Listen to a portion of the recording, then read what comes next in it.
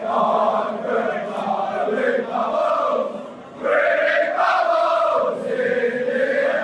everyone, Scotty Colley, West Ham Fan TV. Welcome to the big match preview. I hope you had a wonderful Christmas and wasn't spoilt too much on Boxing Day by West Ham's dismal performance against Crystal Palace.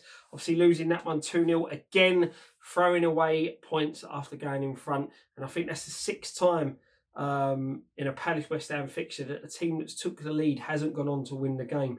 And there's 15 points we've dropped, I do believe now, from winning positions so far this season.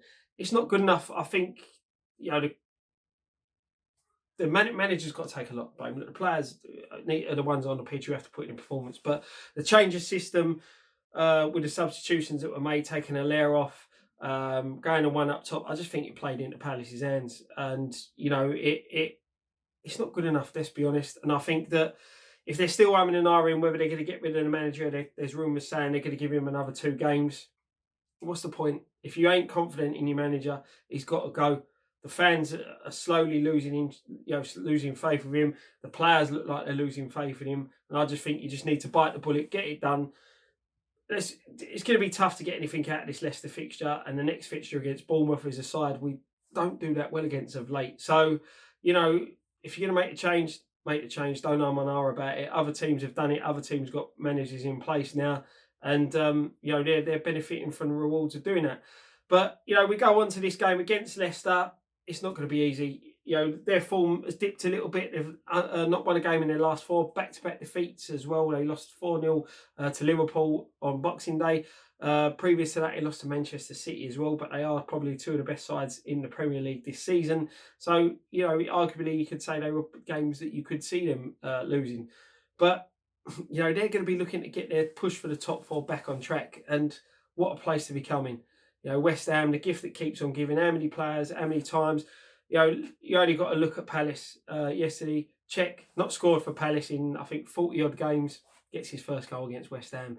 We are the gift that keeps on giving. And I'm really, really worried going into this one. When you look at the stats going into this game, it's even worse reading. We've only got 1 win in our last 9 fixtures against Leicester City. And I do believe we haven't beaten them at home in our last 4 fixtures. I think it's 2 wins, 2 draws to Leicester.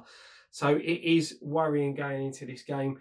And the fact that we've only had a 2-day break in between fixtures, the fact that as well, when you think we had 12 days off and looks a bit leggy against Palace, is really worrying going into this one. Noble, I think, shows that he struggles to play more than 1 game in a week. For me, he gives his all, and you can't criticise Noble too much, but he is getting on now. So, like Zabaleta is a class player. He's just getting on. He's just coming towards the end of their careers, and they can't be asked to keep playing these games in short space of time. The thing that really worries me with that is if we do need to make changes to the midfield, and give players a rest. The players who have been sitting on the fringes, like your Sanchez's, your Ajettis, they've had hardly any game time. So they're not going to be sharp. They're not going to be fully match fit. So, this is the worry coming into this time of year. If you've not been rotating your squad, not been using your squad players wisely, it's really worrying the fact that, we're going into these games and there's, as I said, probably Ajetti and Sanchez probably got 10 games. Sorry, I wish I had 10 goals between them, but 10 games between them, if not less, in this season so far. So, it's really worrying for me looking at that. And as I said, with the stats stacked against us, it is worrying. Fredericks returns, obviously, after missing the Palace game with suspension. I fully expect him to step in for Zabaleta. But Aaron Cresswell picked up his 5th booking of the season against Palace, so he will miss out on this one. So Masuaku will slot straight into left-back. Gives us a bit more pace, but as we've seen this season as well with Masuaku, he started the season really well. His form's dipped. He's found himself out the side. When he came against Arsenal, his defending was shocking. But, you just hope that he does learn from the mistakes that he's made and can see that form that he started the season with and progress on now. And probably, push Cresswell. Cresswell has been inconsistent himself. So, it's Masuaku's chance to step up. Diop sitting there knocking on the door with Bonner and Balbuena playing a lot of games in a short space of time. So we may see him coming in, but we'll have to wait and see. There's no new injury concerns, which is good. Obviously, Lanzini and Anderson both returning against Palace was a boost. Having players of their quality around will always help us.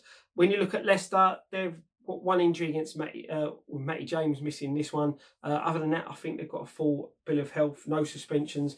But again, short turnover of games, I fully expect them to make changes as well, but I still think they will be dangerous. It is going to be a tough fixture. It's one I'm not really looking forward to, if I'm honest. I just can't see where the points are coming, and I'm the most optimist of people when it comes to football and West Ham. But I just think they're just gonna, the way we've been. If we get a draw, in my opinion, out of this game, I think we'll be lucky. But hey, you never know. We may show up. We may turn up. The players should do it just for the fans. Let's be honest, because the boys went there for Palace. There'll be a decent crowd at the London Stadium for this game as well. So hopefully the lads put a performance in, go and get on the result, and we can start, end the year with a nice win, move into the Bournemouth game, and then just try and climb ourselves up that table and keep away from that bottom three.